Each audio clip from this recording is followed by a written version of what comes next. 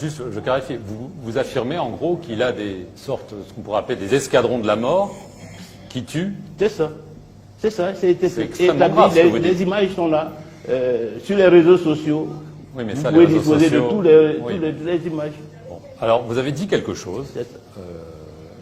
Vous dites, Ouattara, c'est notre Hitler. Je l'ai déjà dit.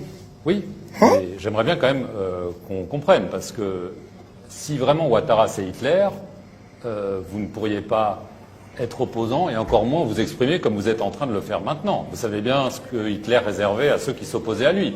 C'est un terme quand même extrêmement fort, virulent. Oui, mais vous ne savez pas ce que Ouattara me réserve. Après tout cela, On sait ce que Hitler réservait à ses ennemis. Dans le journal du dimanche, il promet le chaos à ses partisans. Il attend le 31 octobre pour se saisir de tous ceux qui le critiquent à l'heure actuelle. Donc nous savons à quoi nous nous exposons. Mais c'est pas outrancier, Hitler. Hitler, c'est le diable. Là, vous le comparez au diable, au pire du pire. Mais regardez le bilan. 3000 morts à son accession au pouvoir en 2010 et des dizaines de milliers de morts. 10 morts dès qu'il déclare qu'il est candidat. 70 morts un mois après. C'est pas Hitler. C'est pas Hitler. Mais c'est notre Hitler à nous. Même s'il est à l'échelle de la Côte d'Ivoire, à l'échelle de l'Afrique, c'est notre Hitler à nous. Parce que c'est un despote, c'est un dictateur qui règne de façon tyrannique sur la Côte d'Ivoire, qui fait ce qu'il veut, et qui ne respecte pas les institutions de la République, qui modifie la Constitution à sa guise. D'ailleurs, il a modifié de façon unilatérale en 2016. Il promet qu'après son élection, il va encore la modifier. Parce que ça lui plaît de le faire. Il n'est pas éligible selon la Constitution. Il s'impose pour dire que je suis éligible. Il dit 3 mois avant, je ne serai pas candidat. 3 mois plus tard, non, je serai candidat. Comment qualifiez-vous ce genre de dirigeant politique? Si ce n'est pas un despote, quelqu'un qui règne de façon tyrannique sur ce peuple-là, comme Hitler l'a fait. Un despote. Alors au-delà de la... Sur la vengeance et la division. Nous voulons que la formule jamais plus cela devienne une réalité. La réconciliation doit permettre de se faire à nouveau confiance. Cela reste à ce jour un défi pour la Côte d'Ivoire. De la méfiance à la haine, il n'y a qu'un pas. Et on le franchit facilement. Et pour certains, allègrement. L'enjeu est immense. Aujourd'hui, notre pays fait face à des défis fondamentaux. Il ne peut pas s'offrir le luxe d'une nouvelle crise. Notre réconciliation est pour lui la meilleure des protections. Plus unis, nous serons plus forts. Il est vrai que pendant les moments de crise et d'affrontement, de part et d'autre, des exactions, des agressions ont été commises et subies. Des injures et des insanités ont été proférées. Mais nous devons être à la hauteur de la mission que nous nous sommes donnée volontairement, de l'engagement que nous avons pris solennellement, de faire de la politique pour le progrès de notre pays et le bonheur de notre peuple. Alors, nous devons être capables de dépassement pour regarder l'essentiel. Et l'essentiel, c'est la Côte d'Ivoire, notre pays. Notre démarche fait écho à l'envie de paix, au puissant désir de paix de nos compatriotes. Nous devons, nous leaders politiques, savoir répondre à cette envie de paix en nous donnant les instruments, les outils, afin de tourner pour toujours la page de nos cycles de violence. Nous pensons qu'il y a urgence. Urgence car nous voyons autour de nous la tentation inverse, celle d'instrumentaliser les souffrances au service d'un agenda politique, celle de souffler sur les braises de nos anciennes divisions. Pour faire de cette réconciliation une réalité ancrée dans la durée, nous devons sensibiliser les populations à ces enjeux. Ce sera notre mission. Nous l'accomplirons les uns et les autres lors de nos tournées et dans tous les actes de la vie politique. Pour faire de cette réconciliation une réalité ancrée dans la durée, nous nous interdirons désormais les uns les autres des postures, des mots qui pourrait contrevenir à l'objectif. C'est aussi une promesse forte. Certaines manières de faire de la politique doivent appartenir au passé. Nous devons apprendre à faire de la politique autrement. La réconciliation nationale est évidemment indissociable de la cohésion sociale. Mais pour être forte et durable, la réconciliation nationale et la cohésion sociale doivent être fondées sur la démocratie. Nous nous réjouissons là aussi que le RHDP ait accepté de s'engager avec nous. Il s'agit du respect des libertés fondamentales et des droits de l'homme, de l'impartialité de l'État, de la bonne gouvernance des affaires publiques, de l'égalité des citoyens en droit et en devoir. Affermir la démocratie. On applaudit pour Afinguessan, c'est important. On applaudit pour Afinguessan, on applaudit pour qui? Pour Afinguessan. Voilà. La messe dit, c'est Gbagbo qui avait raison. C'est Gbagbo qui avait raison. Oui, effectivement. Vous savez, on ne peut cacher la lumière du soleil avec la main.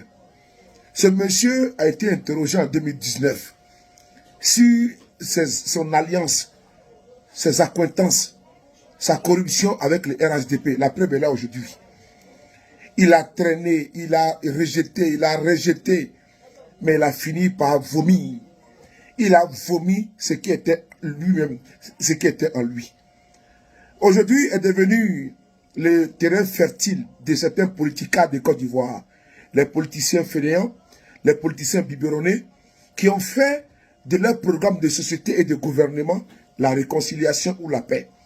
Quand ils veulent rentrer au RHDP, là, ils commencent à dire, non, je suis là pour la paix, je suis là pour la réconciliation, je suis venu pour la paix, je suis venu pour prendre la paix pour la population. Les Ivoiriens sont en paix. La Côte d'Ivoire n'est pas en guerre.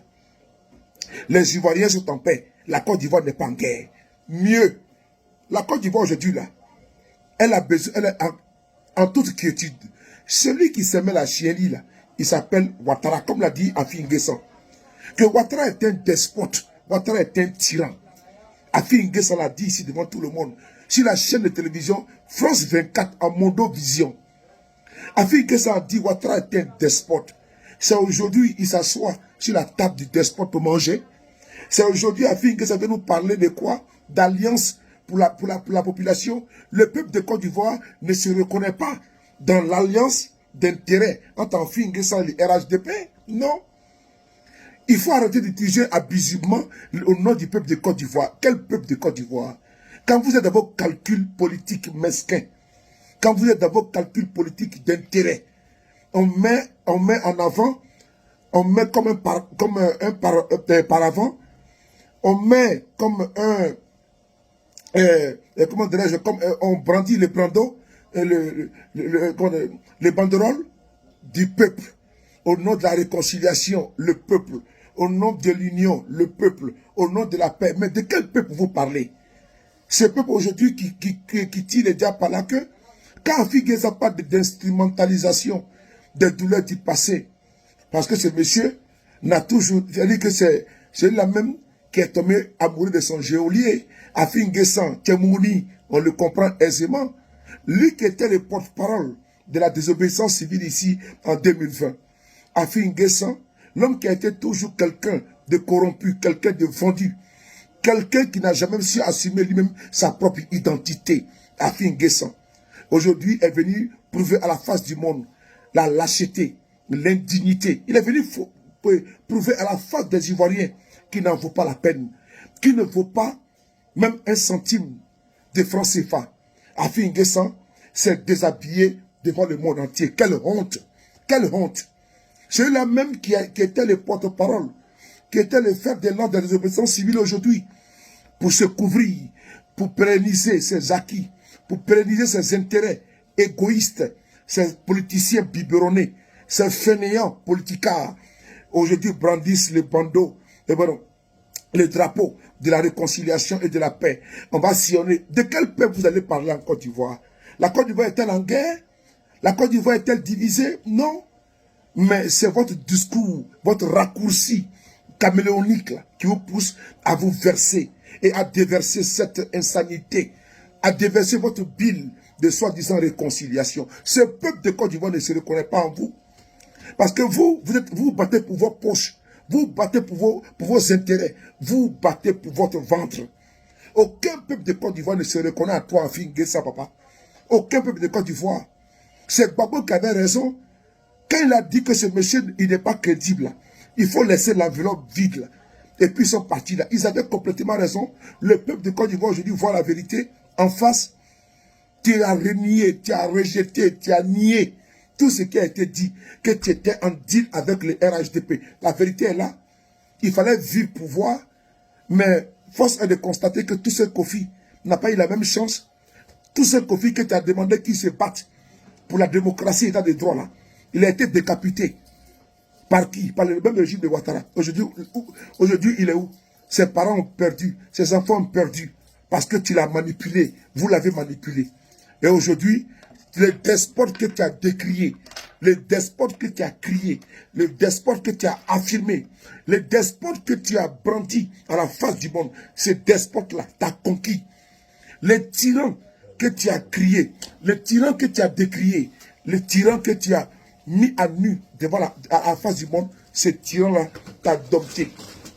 Tu es devenu aujourd'hui le toutou du tyran. Et tu demandes qu'on applaudit pour qui? On a applaudi pour le tyran. Il faut dire bravo à Ouattara, qui a su t'apprivoiser, qui t'a adopté et qui t'a domestiqué. Afin N'Guessan, il fallait vivre pour croire. Certains n'ont pas eu la chance. Ce que tu as cité, quand Ouattara a dit qu'il va être candidat, il y a eu 10 morts. Quand Ouattara il a violé la Constitution, il y a eu des grabuges. Il y a eu combien? Il y a eu 70 morts. Ces jeunes-là n'ont pas vu.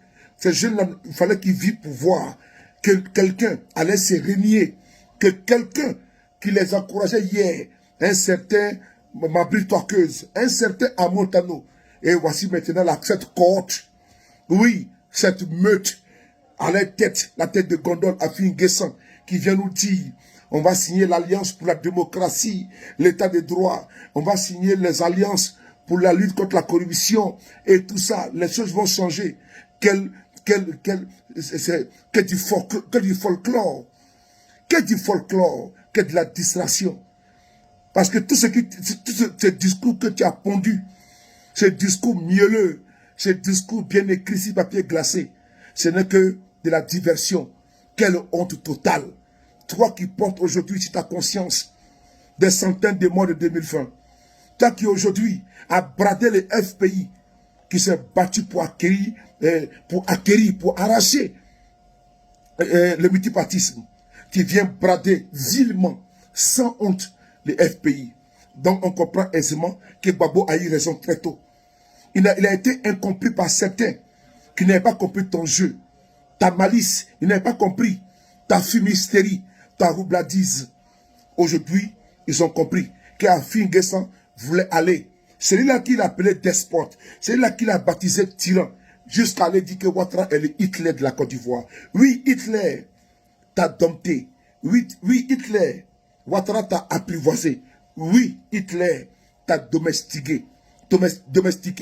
Oui, aujourd'hui, Hitler, là, tu es devenu son caniche. Quelle honte totale.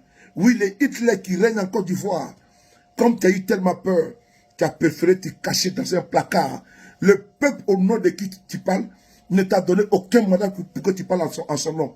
C'est tellement lâche, c'est tellement immonde, c'est tellement honteux, c'est tellement infâme, c'est tellement rabaissant, c'est tellement inélégant de voir vous, ces personnes-là, vous battez pour votre ventre, des politiciens sans fond, des politiciens sans foi et ni loi.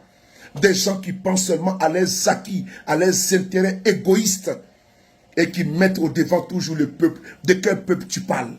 Ce peuple n'aime pas ces politiciens lâches, ces politiciens roublards, ces politiciens escrocs, ces politiciens ventriotes, ces politiciens rampants, ces politiciens versatiles, ces politiciens transfuges.